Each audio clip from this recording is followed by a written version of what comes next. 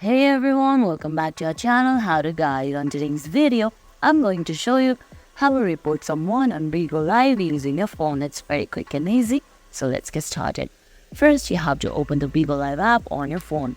If you don't have the app yet, you can download it from Google Play Store or the Apple App Store.